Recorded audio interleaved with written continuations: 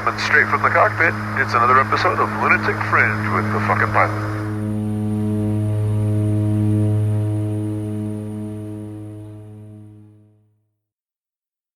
Ready, set, go. All right. In the can, once again, is the fucking pilot with another edition of Lunatic Fringe Into the Void. And boys and girls, you're not going to believe this one. On the other line, the magic of Skype, once again, I have, well, you tell me, who am I talking to?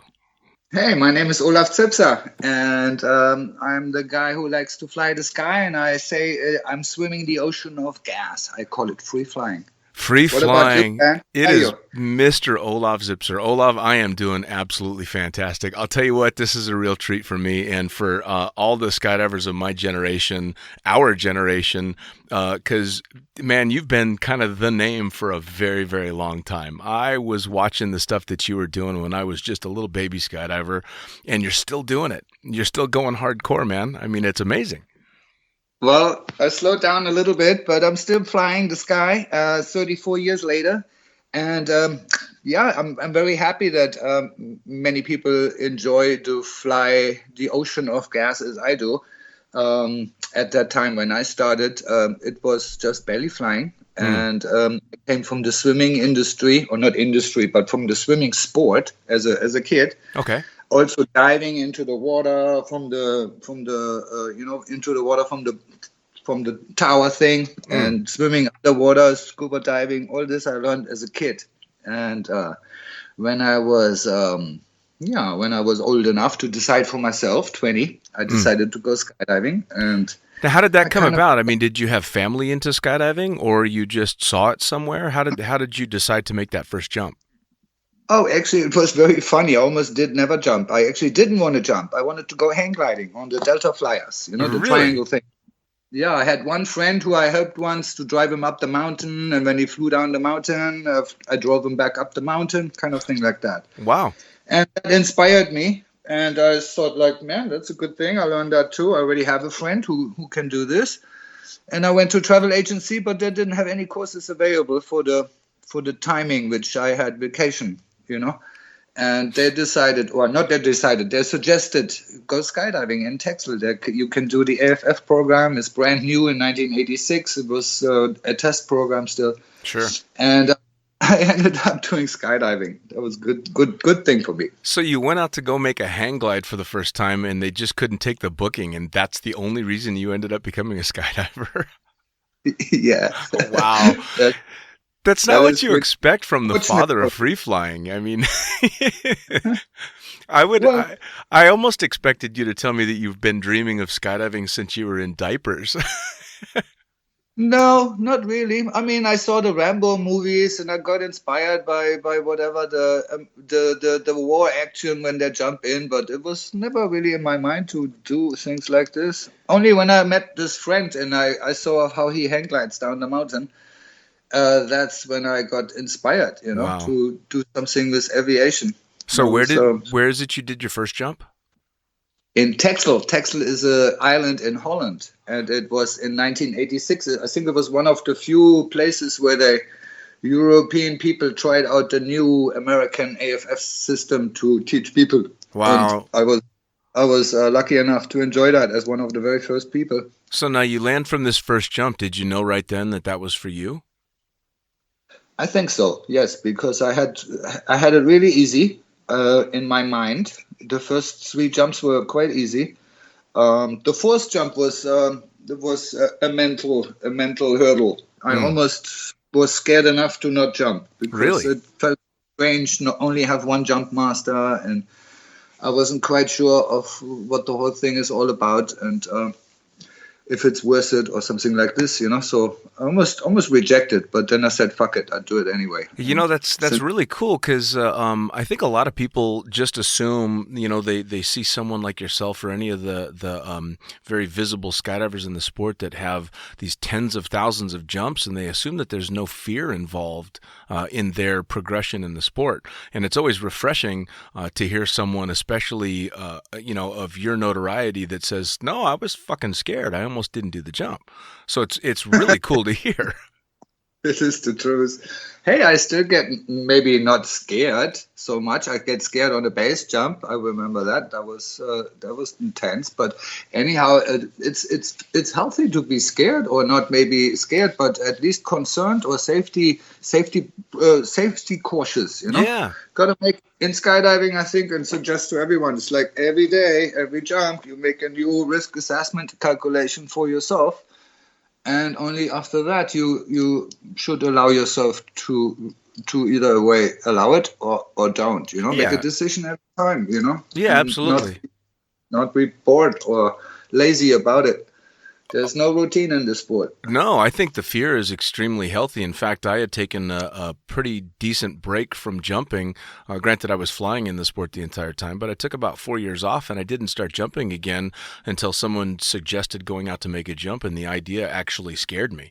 And I went, oh, shit, I think it's time to jump again. It's great, isn't it? Oh, You yeah. think you're something, and then you feel like, oh shit, man, it's really affecting me anyhow. Yeah, no, it's amazing. Well, so you make this first jump, you overcome that first hurdle of being scared. Where does the sport really start for you? Where did it lead you to begin with? Right after this, I think. I told you I was almost scared enough not to jump, but that was actually probably my most famous jump ever. Because, Really? well, not for me, because I don't really remember that much, but for my jump masters, they thought, from that point on, they thought I'm fucking with them, because I did level 4 and level 5 in the level 4 jump, and they graduated me to level 6, and they never did anything like this. So as one of the first AFF students without tunnels ever, Right. I did only 6 jumps for 7 levels, and I got praised so highly, and people couldn't imagine it, and I bought the rig from my jump master. They sent me and hooked me up with people in Florida, so I could go to Zephyr Hills, Florida, meet the best people in the world, and that's what I did. I canceled my job and went to Florida and lived in a tent. Wow. So you, like, right out of the gate, man, you got out of AFF, bought a rig, and moved to Florida. Yeah, it took me maybe 3 weeks to cancel everything, sell the fucking shit which I had, and fucking left it. See, now that's the story I expect to hear about Olav Zipser. That's the story I expect to hear. Somewhere, It was worth enough for me to try that. And I had a good job. I was fixing teeth, dental technician, can try that again. So it's not like I left everything and decided never to come back. Sure. No, I asked my boss for 3 months unpaid vacation. I don't know if Americans know what unpaid or what that means, but in Germany you have a working contract and you have only a certain amount of vacation per year. And if you want to have more, then you need permission for it, or you don't get it. Sure. And normally you don't get paid benefits or anything during that time. But you get your job back when you come back. That's pretty awesome. Yeah, but my boss didn't agree to that. He thought like I was crazy. And then I just fired him. And he said, like, you can't fire me. I'm your boss. And I said, I don't care, man. I'll fire you anyhow. If you don't give me 3 months vacation, I just go. That's awesome. So was Zephyr Hills, Florida, was that the first place that you'd ever been in the United States? Yes. So straight to Florida to go jump out of airplanes right off the bat. And how was it? I mean, was it everything you thought it was going to be? It was by far more than I ever imagined, because I was a German boy from a bigger village. That's basically it, And now I come to Zephyr Hills, or actually at that time it was Phoenix Skydive Center with the Cabela's. They were running it. They had DC-3s. I believe it was the only place they had DC-3s on the place. Wow. And it was like, I would say it was I was in the joyful time of ending up with the last of Woodstock, and that was kind of the drop zone. Was a little Woodstock.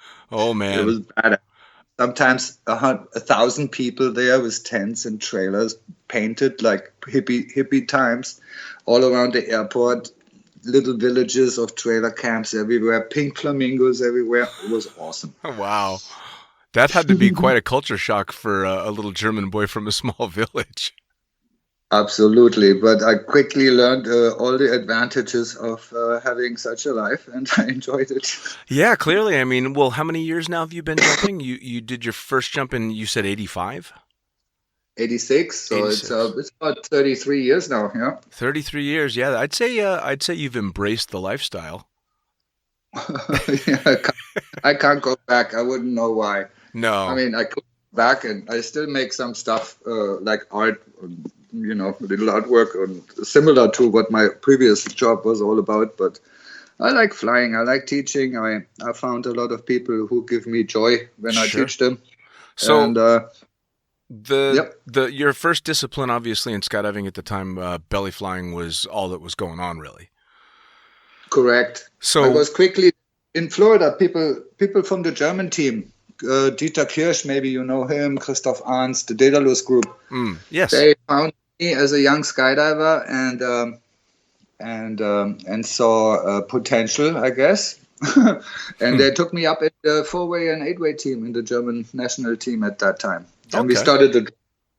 started the drop zone together, 3 of us. Wow. With a little. It was in 1988, and that was called Skydive Daedalus. That still exists, and and from that point on, I did AFF Jump Master and Tandem Master. I did all those things very quickly. Okay. Started working drop zone thing and team training and national team thing and competition. But it wasn't my thing to fly on the belly. I really had different things in my mind. I wanted to swim through the ocean of gas, manipulate the air around the human body in such a way that human free flight is possible, and not just fall through the sky, kind of. So how did the idea or the desire for free flying first start? I mean, where did you first start to think, hey, if we can do this on our bellies, we can turn this upside down? How did that come to you? It wasn't like this, Dan. It wasn't like that. No? It wasn't like I wanted to invent something else. I knew how to track like everyone else. I knew how to dive out of the DC-3 when there's a 30-way, so you got to go on your head. There's nothing new. All I did and had fun with is like flying to clouds in Florida. There's lots of clouds. They're very cumulus-like, They have like vertical edges sometimes. And my private game, my personal fun was like, can I possibly jump out of the plane, make it to the cloud, find my own rainbow, and fly that cloud edge down and see my shadow? Right. And doing that gaming and all that flying, I just learned to fly all different angles and speeds and stuff like that. Dude, you're fucking Peter Pan. It wasn't about learning how to head down or how to do a looping or something like this. It was about chasing the rainbow, and because the rainbow is around the shadow, Sure. And to get there quickly and still make it home and not have to walk through the swamps. That's the game. It's a pretty good game. Well, all right. So you're doing this on your own, and you're basically chasing the clouds and playing Peter Pan and having a lot of fun. But obviously, from there to here, a whole lot of shit has happened. So I'm assuming that you started getting friends coming out with you, and this started to slowly morph into what we now know as free flying. Yeah. Well, yeah, kind of, yes.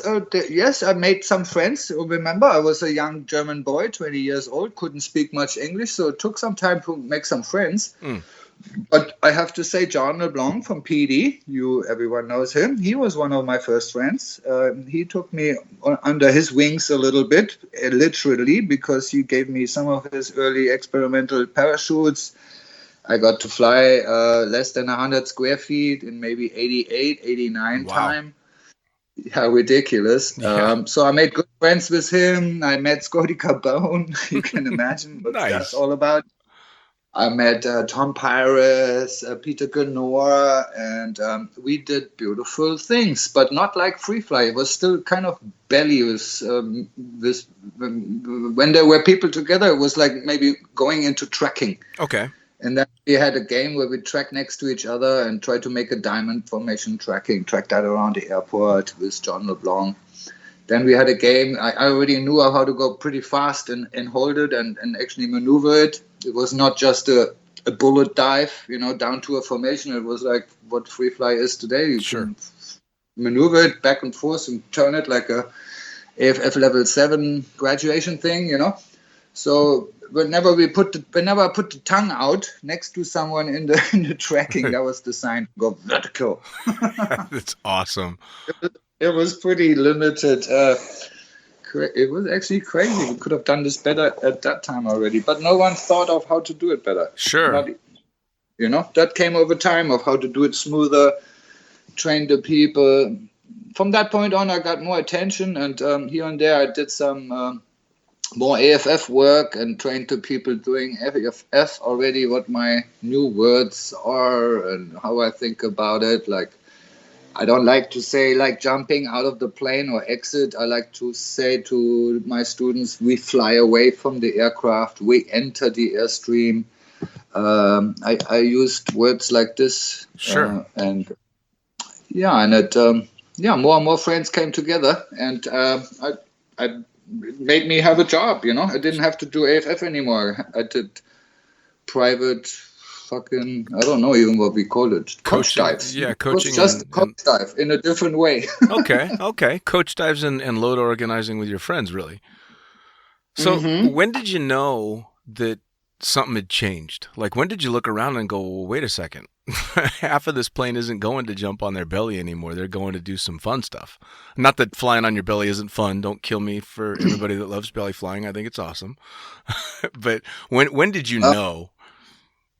I knew when I got to talk to people on the fire at that time in the late 80s. Okay.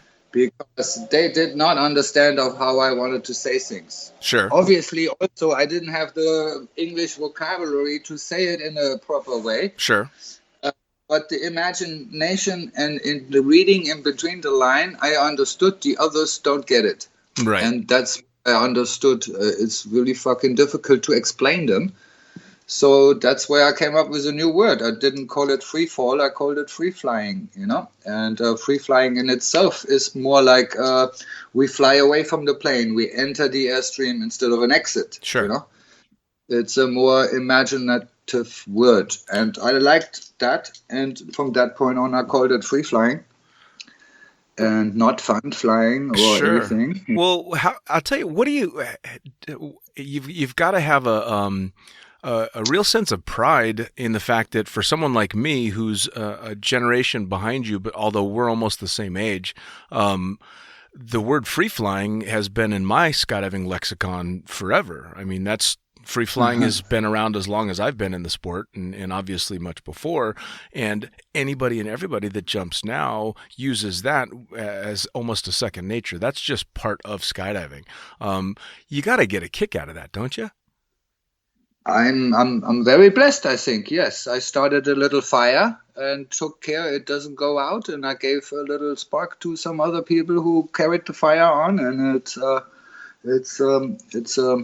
like that now. There's people dancing around the free flight campfire everywhere in the world, and that's definitely makes me proud sometimes. Yes. Well, it should. It's funny because I've actually mentioned you a number of times on the podcast, and I always mention one specific section of one of the Chronicles videos that I saw back when I was just starting out skydiving, and a buddy of mine by the name of Jerry Fox had a trailer in the ghetto at Paris. We had all piled in there after driving all the way from Las Vegas to jump all day, and we were going to jump the next day. And we pop in his trailer, and he lights up a blunt, and everybody passes it around a little bit, and he pops in this tape called Chronicles and says, "You got to watch this shit." And I had never seen any of it before, never seen free flying before at that time. And the very first section of the video that came up was you to a Sublime song, and you were off in the distance on your head, and you run to the cameraman upside down. You do 2 or 3 cartwheels, turn around, and run away. And I was fucking floored. Part of it may have been the weed. Most of it was, oh my God, how the fuck did he do that? And the very next day that we went out to jump, I borrowed a big baggy jumpsuit from Square One and went out and, of course, flailed all over the sky. But it was instantly because of that very first impression. I was fucking blown away, as were so many people. So it's I think you kind of undersell it. You didn't start a fire. You set off a fucking bomb. Thank you. Yeah, man. No. That's very nice. I enjoy it, I have sometimes, when I think about it, I think I have a couple more friends than I even know. Oh, I need sometimes and they're a person who really likes me for whatever reason, and I never even met them. Isn't that It's funny? because of the videos, the photos, the inspiration, the beautiful guidelines which Freefly and the first school of modern skyflying with the space games has kind of passed stamped the way into what could be nice, good flying, you know. For sure. Now, how did that start out? Because I remember when you were coming up with the ratings and you were using the what did you call it, a space ball, the lead weighted tennis ball? Yes, that was actually a necessity. There was not a business trick or anything. There was a necessity. And if I may give you a little anecdote, basically, I already have on my drop zone in Skydive America, I already have like, say, 10 people locals, which fly really nice. And we can start making 10 ways and actually take the grips. Okay. You know, 10 of us are barely good enough to fucking try that, you know. So we're really happy. We got our own playground, and we are in Florida. So now maybe 1 or 2 Chronicles is already out at that time. So Freefly becomes more in the notice of the people. People try it like you do. People teach themselves, you know. So one day, I believe someone from Texas, but let's not say Texas, someone from somewhere else came, and he was cool, sporty boy, good jumpsuit, good rig, I don't know, looks perfectly normal free flyer at that time, you know, and said like, hey man, I'm so cool.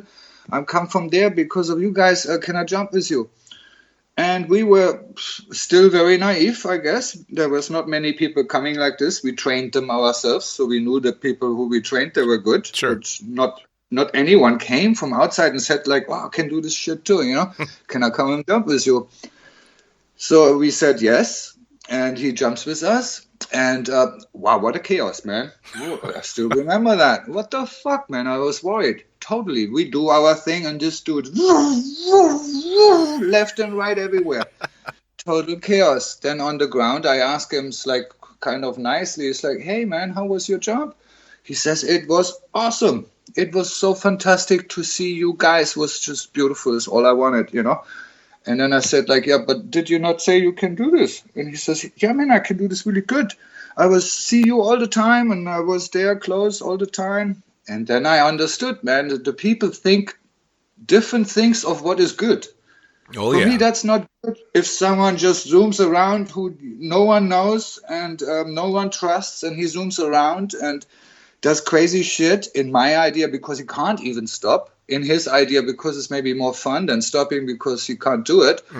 And then he says and has the attitude that was awesome, and everyone should shake his hand for thanking him for being there, you know.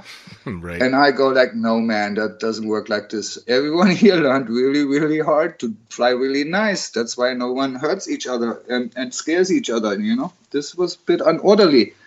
Oh, why? And why was this unorderly? He saw us.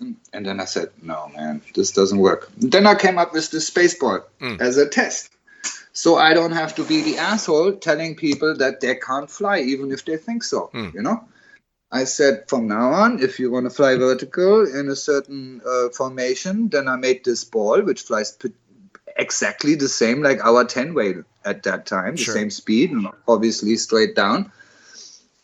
And I made that as a test. I said to all my friends, we all passed the test.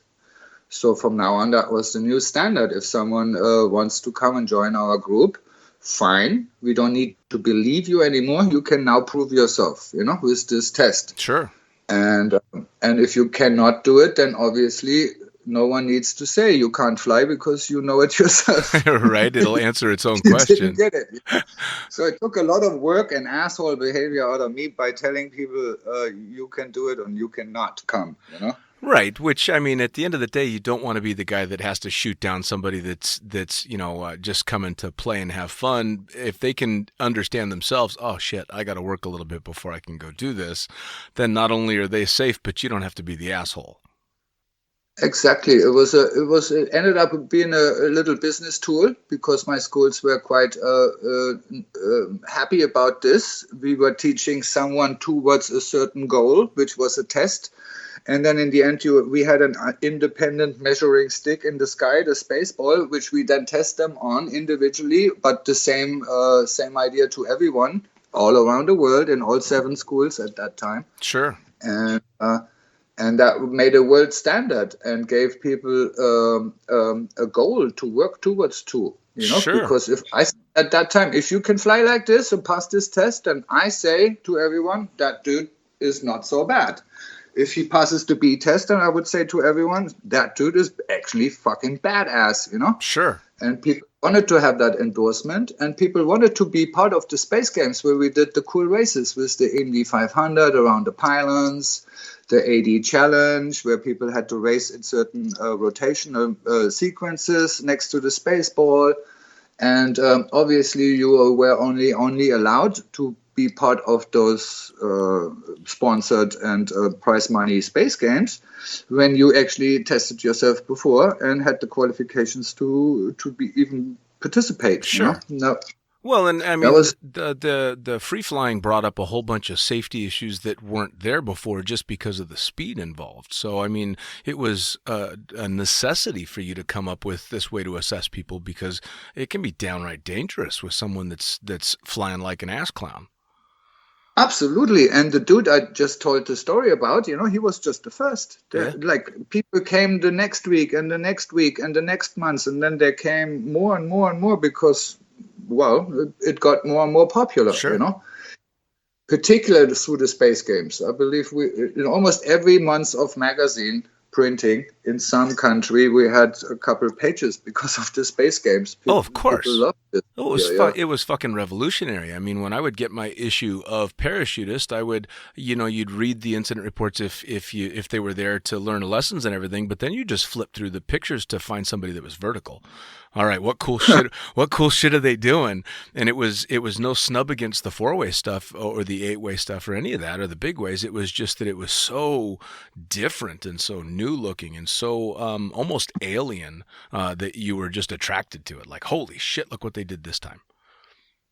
I totally agree, and I did get a little shit of it, and I did make a little fun of the belly flyers, things like that. Sure. But the belly flyers didn't start the belly flying just because they wanted to make fun of the accuracy guys. Right, right. Their own fun, they wanted to having fun their own way, and then the accuracy guys, they probably said also, oh, fuck you belly flyers, you special people, Sure, you bet. Well, I think everybody still kind of makes fun of the accuracy guys. Yeah. I used to train with the Golden Jack Jeffries and stuff, and when Tom was training them still, or Airspeed it was actually. And then we made jokes about each other because Freefly was still new, that no one really knew, kind of, they all thought it was a phase. Sure. And I say, like, are you guys still training the student body position? Well, I remember seeing a video that you did one really cool jump where you were in a super baggy suit, almost like one of the old flyaway tunnel suits, and you were free flying around, I believe it was an 8-way belly. And you'd go up through the center and then roll over onto your head and then dive back down and be in a sit fly and carve around them. And it was just this beautiful kind of mixing. And that's the beautiful movie which Patrick Pass and Wendy Smith made. Yeah. It's called Crosswind. Has a super collection of all kinds of different beautiful flying in the beginning of the 2000s, sort of. Yeah, it was fucking gorgeous because it was this beautiful mixing of the two disciplines, and I mean, it showcased the dynamic ability of free flying and the stability of belly flying, and it was really super cool. I think is one of the most photogenic pieces I ever was allowed to be part of. Yeah. With all the smoke and the cool people flying there, and also some spaceball tricks and dancing with Stefania.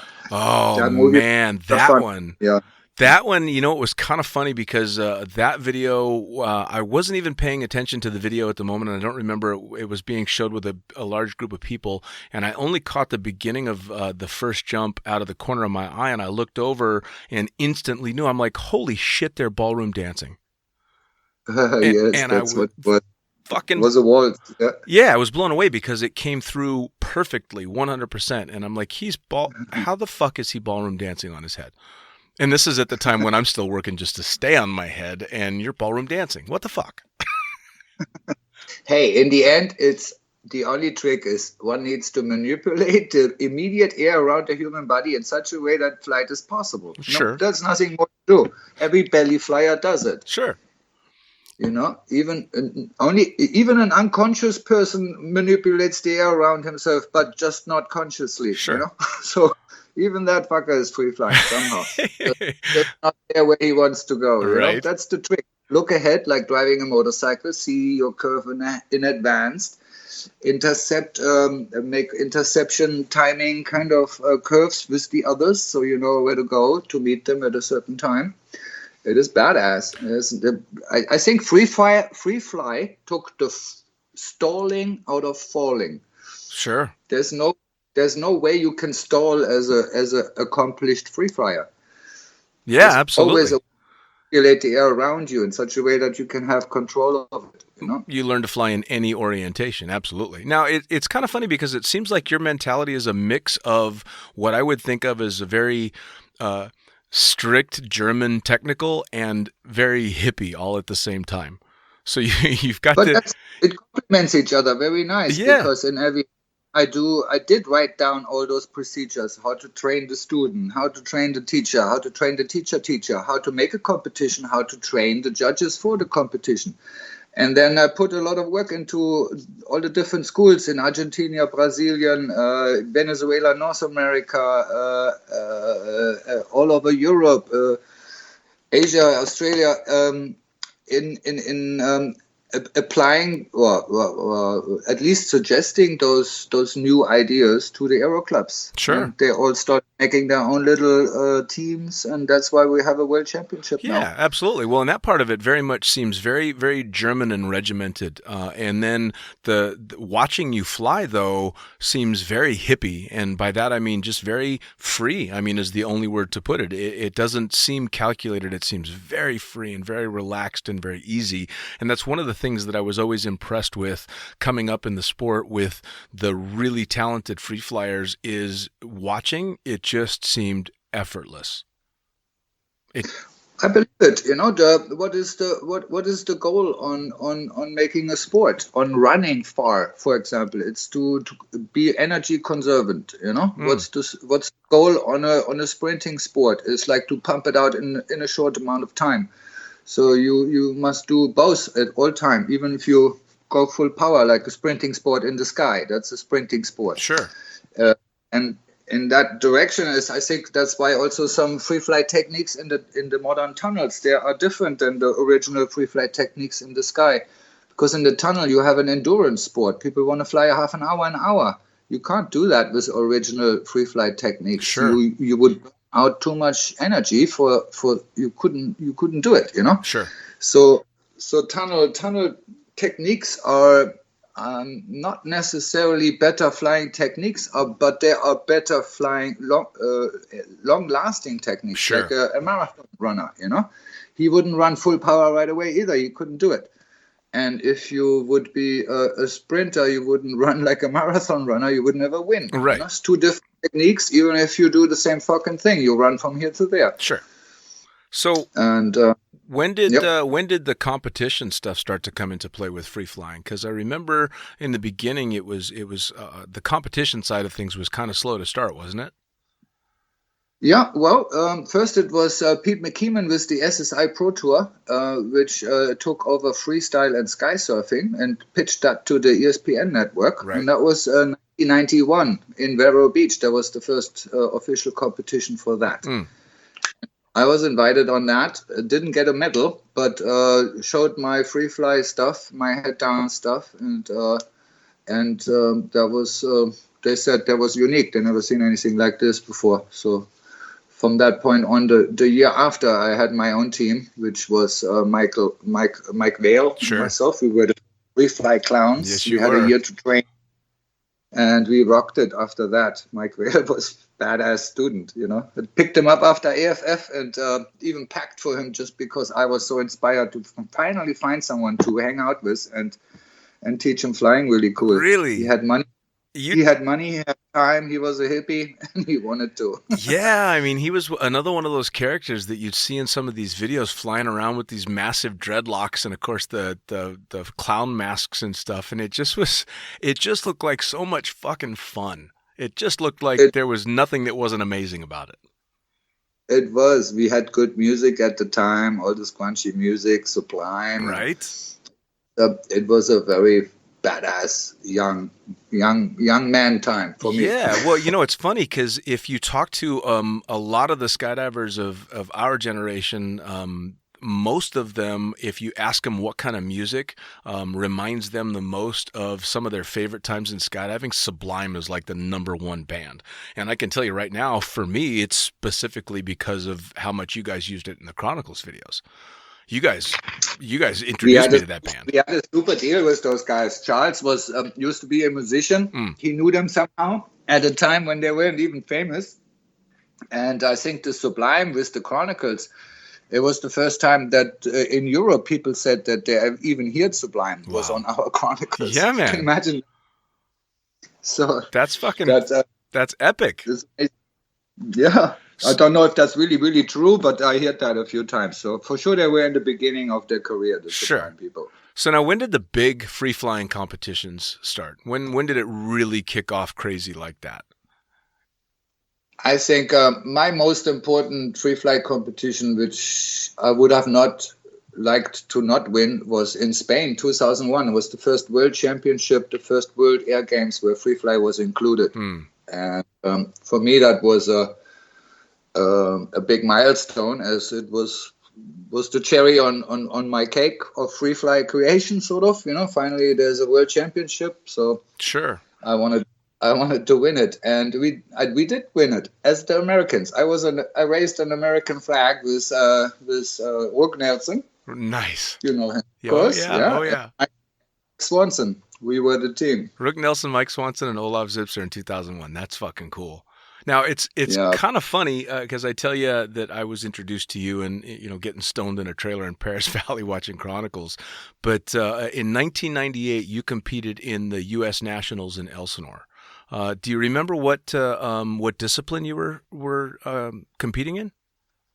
I think you're mistaken. It was not Elsinore; it was Paris Valley. Oh, Paris Valley was the one you were in. Well, I think you must have been at the '98 Nationals then in Elsinore, because Omar was competing in freestyle in '98, and I was competing in sky surfing, and that's actually the very first time I ever met you was in the '98 Nationals.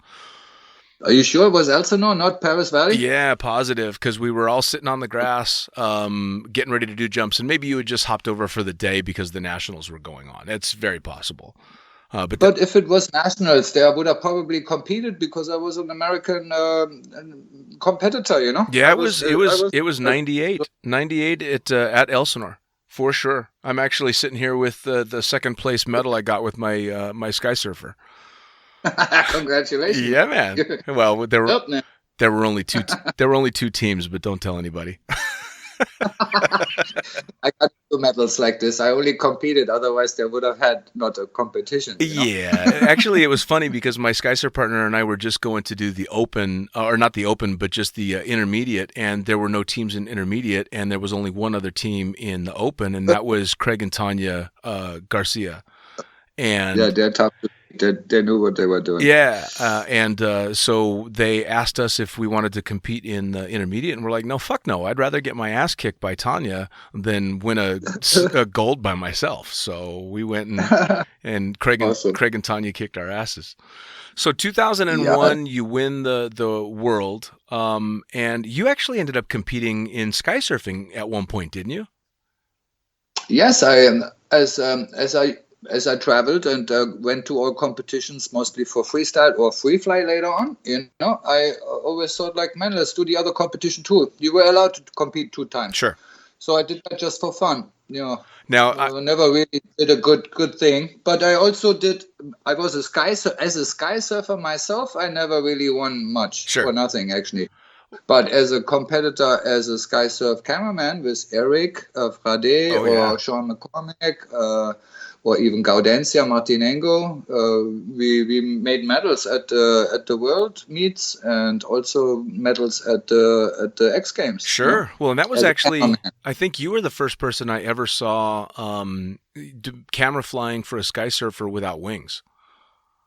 Yeah, that was in '95 with Gaudencia. And that was awesome. I got an Emmy for this kind of flying over there. Yeah, man, it was impressive as fucking hell. I mean, it was just mind-bending at the time because, of course, the best of the best needed those wings for the dramatic speed changes in sky surfing, and here you are in a baggy free fly suit just banging it out in the most unique way, and it was fucking fantastic.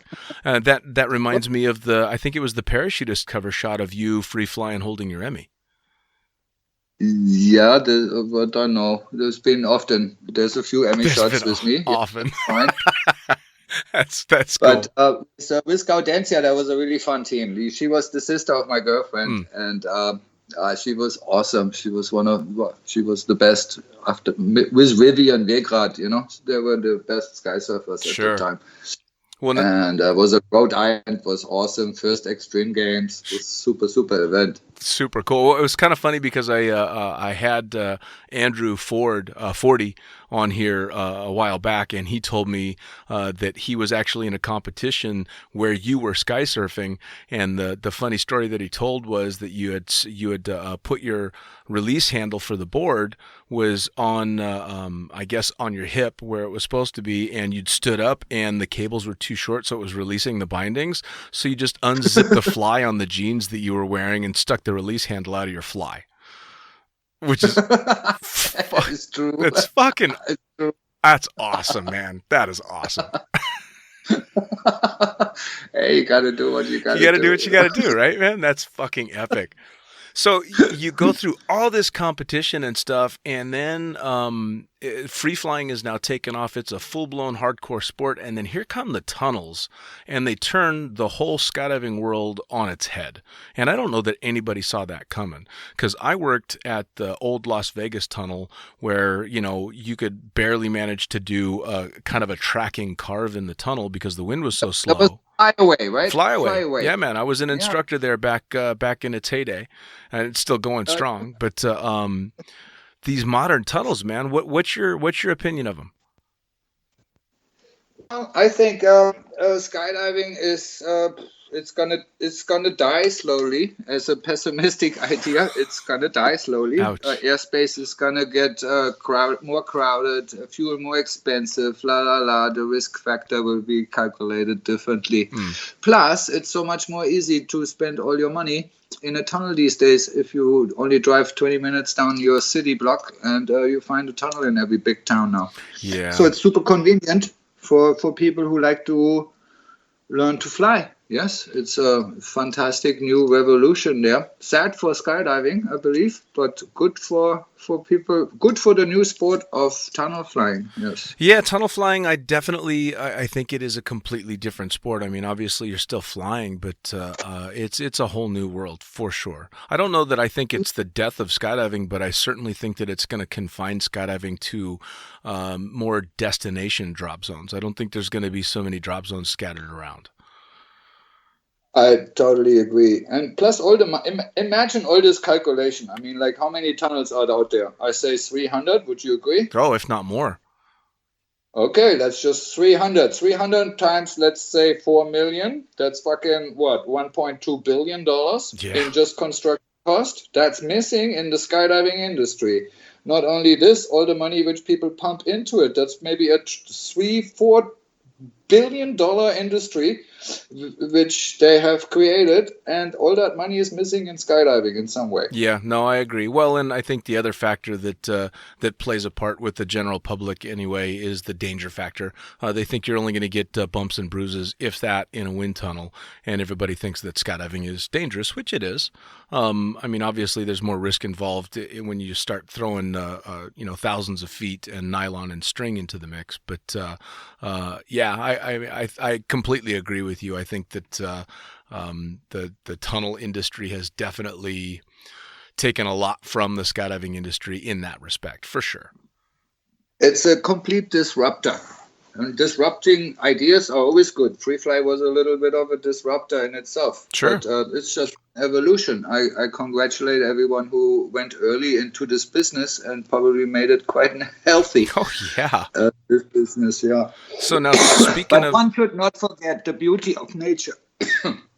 I think to say it very strong, I would say to swim to learn to swim in the ocean of gas, you need to have air around you or water around you. Without water, you can't learn to swim, right? You can learn to swim in the bathtub, in a swimming pool, or in the ocean.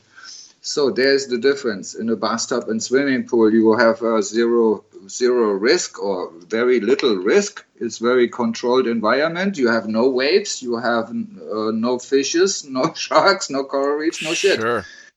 But yes, you can learn to swim and swim really beautiful. Why not? Everyone can have fun swimming, but I like to have fun swimming while flying next to the clouds, chasing rainbows. Sure.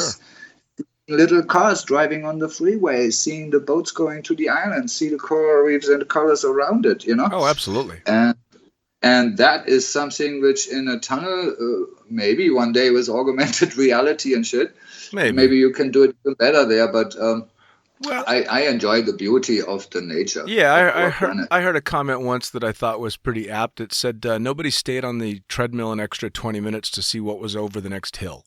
I've never been sitting waiting for my turn in the tunnel and had to take my phone out to take a picture of the amazing clouds I was flying by. So you're right.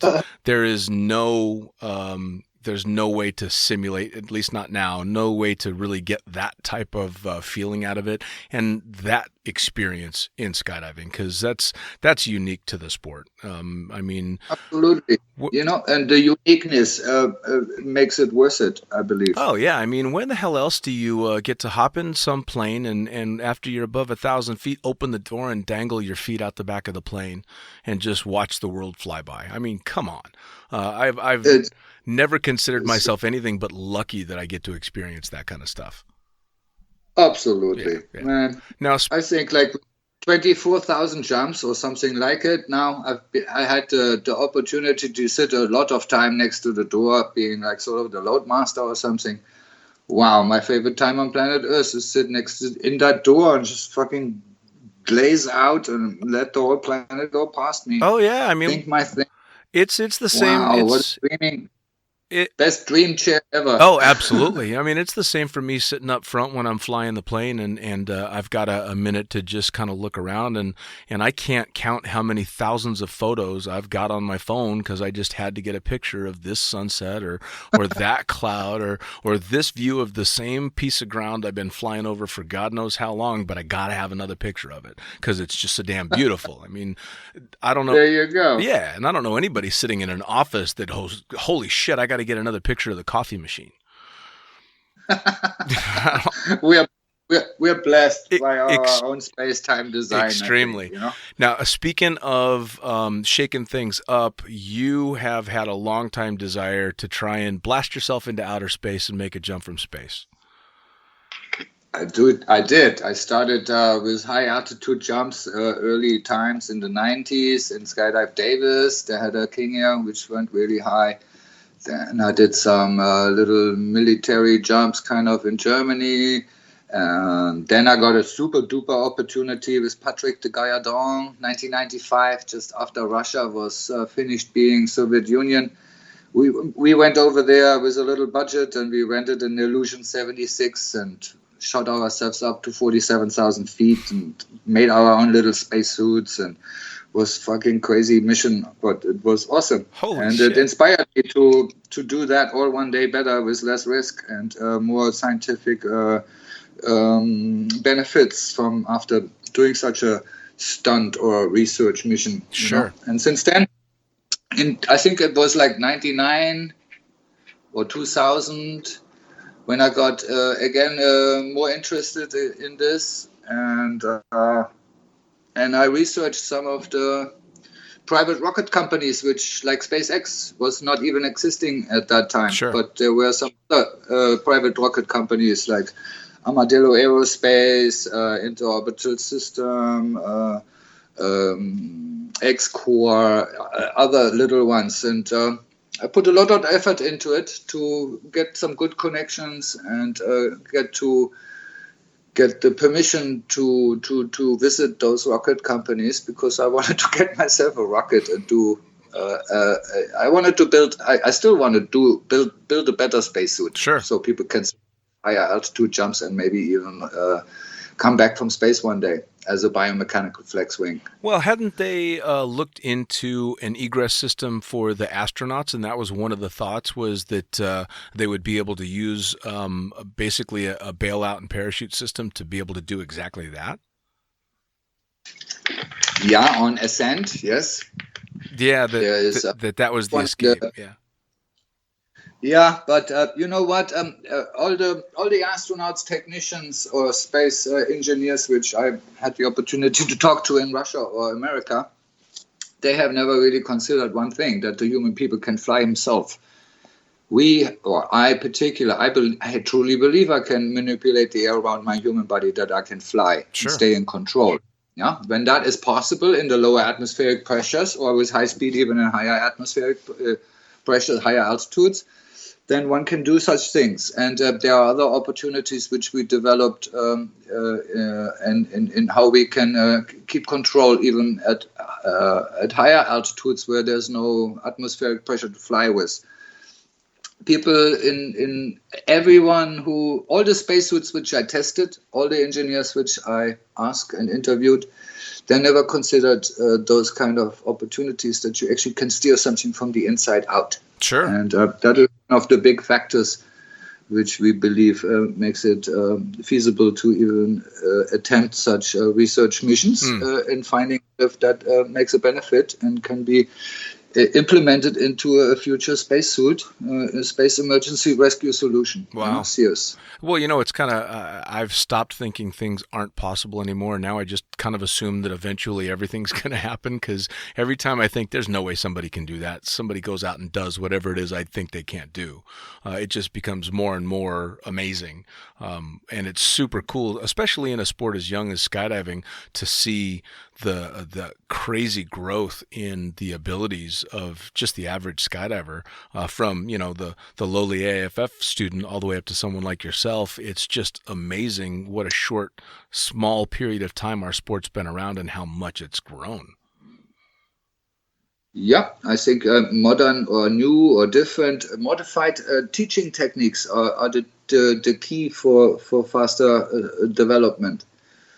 Sure. The way we teach these days, the way I teach someone is different than, let's say, like one of these traditional military teaching programs, definitely different. Sure. And and the way we teach is like, it's with beauty and harmony and fantastic control, by saying like, we fly away, we don't fucking exit something, we Sure. don't plummet somewhere and then try to get control. No, we fly away with control right away. And we manipulate the air. We're not just pushing ourselves on an air cushion, or I don't know in the moment of what the differences are in the way you can, with different pedagogic, can take the fear out of future students. Sure. Well, and that's the thing too, is the more you give them the knowledge and the techniques, the less that part of the fear is there, because that unknown is taken away. There's always going to be that little bit of fear, and there should be, because like we talked in the beginning of the podcast, that fear is what keeps you sharp. It's what keeps you safe. That alertness should never be gone. It should be there forever, but being able to take the fear of flying out of the equation is amazing. Yeah, I believe people are like horses or something. We have a certain sense. If I put myself under the wings of someone else and expect him to keep me safe and teach me something, I kind of probe him for all his emotions. If I see that person is nervous, then I get nervous too as a student, If you are a rider on a horse and you don't know what to do, the horse will know exactly that you fucking suck in riding and don't know how to do it.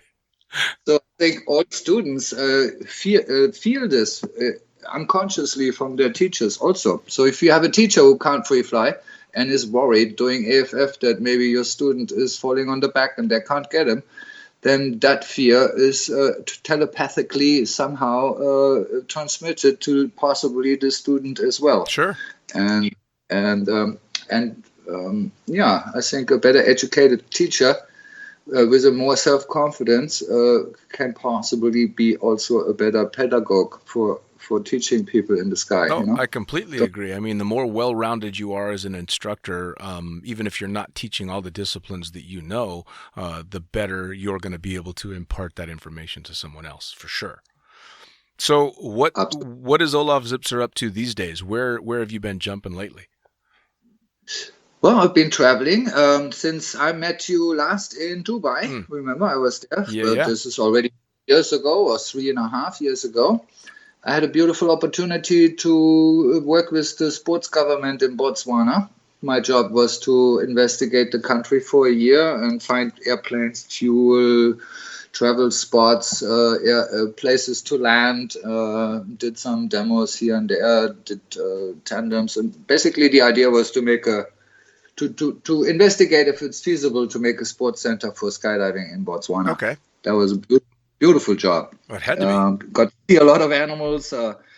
Had a little, even found myself a girlfriend there. But a research girl was awesome. Spent a lot of time in the bush with all the wild animals, and jumped out of medical helicopters, took some cool people, and landed them places. That's awesome.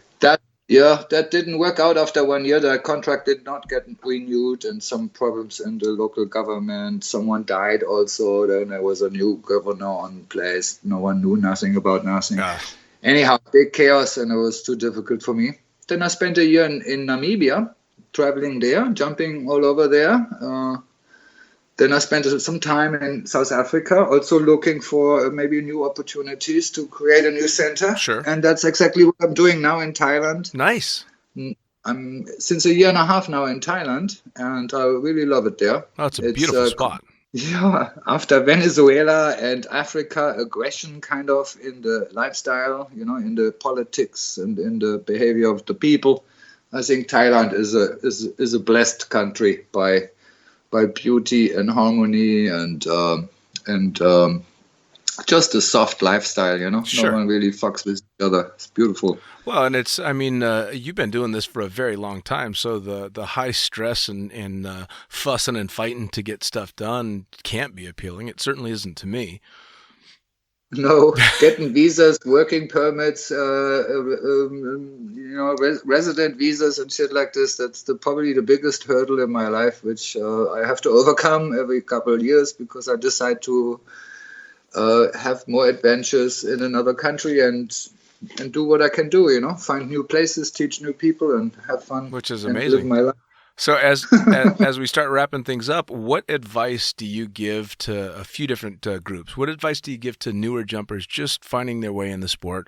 And what advice do you give to jumpers that may be thinking, shit, there's nothing new. I don't know if I'm going to keep this up anymore. Wow, what a question. Well, what advice I would give to everyone is like, keep it fresh all the time. It's like don't always do the same things. Think before you fly, and try to design something in your third eye. Close your eyes, imagine it. If you can imagine it in your eyes, with closed eyes, and feel your muscles while you imagine yourself doing a new flying maneuvers with your friends or something, then you probably have a good chance to actually do it in the sky, if you can imagine it. If you can't imagine it, then maybe not be so open in trying new things right away all the time, because it's probably very difficult to just do something in the sky if you can't even imagine of what you're supposed to do before, And I see, well, maybe it sounds a bit negative, but I see people jumping into too difficult flying techniques with other friends too early. Sure. And that bothers me a little bit, because I really try to work on not putting rules on things, but putting safety guidelines, ideas, inspiration of what should someone think before he thinks he's good, and then try to mess with 20 other people in the sky. Sure. Well, I kind of lay social media a little bit to blame for people kind of getting ahead of themselves with stuff like that because they're able to see things nowadays that when we were starting out in the late 90s, you didn't get to see the free flying stuff unless somebody had a bootleg copy of Chronicles. And or maybe you got to watch somebody that kind of knew how to free fly because they happened to put their video up in the bar. And, that's the only way you got to see any of it. Now, all you have to do is write skydiving or free flying and put it on YouTube, and you've got millions of videos of badass people and a whole bunch of bad ideas for somebody that doesn't know what they're doing. I totally agree. Hey, but what can we do? I think it's beautiful that people are inspired, and what they do with their inspiration is obviously up to the individual of how to decide of if they which way they want to proceed. Yeah, for sure. Anything can be a weapon or be used for something good. Well, and I suppose it's better to have inspiration that might be out of reach a little bit at that time than to have no inspiration at all, right? I totally agree. Yeah, imagination is more important than knowledge. You can always imagine something new. Oh yeah. But if you just have a certain knowledge, then you're fucking stuck with that shit. I couldn't agree more. I could not agree more. Well, it's funny because again, like I told you, my first introduction to Olav Zipser and to the Free Fly Clowns and to free flying at all was that worn out tape in that little trailer in Paris Valley. So to be able to, and it's funny to use the word hero, but that's a good word to use because I didn't know you back then, and you absolutely were somebody that I looked up to and aspired to do the things that you were doing. And even though you're only just a few years older than me, it was always this almost a reverence for what you were able to do. And then having met you only briefly way back then, I still held on to that because I didn't know you. And then, of course, I got to finally sit down and talk to you 20 some odd years later over the course of our time working in the same facilities, and went, all right, on top of everything, he's fucking cool. Shit. Well, thank you, Dan. Yeah, man. Yeah, I try. No. Like everyone should be trying, not to be cool, but just be yourself, and then other people can tell you who you are, Absolutely. People can just do what they do. If people want to change themselves and pretend certain things, then it's really tough to judge them. Agreed. I completely agree. So be who you are, bring what you can bring, and have the happy vibes, and suck them out from other people, so you can give them on to other people. Damn right. Damn right. Well, Olav, I'll tell you what, man, I cannot thank you enough for taking the time to sit down and have this chat with me. And I know there's a lot of people that are going to really enjoy hearing what you've got to say. Oh, man. Thank you very much, Dean, for this opportunity. I wish all you guys, whoever hear this, please all free fly your mind, think about things, space-time design your life, and I hope to speak to you one day again. Oh, we will, man. It's a small world and a smaller sport. I can't thank you enough. Okay, all the best, and aloha. Aloha, Ola.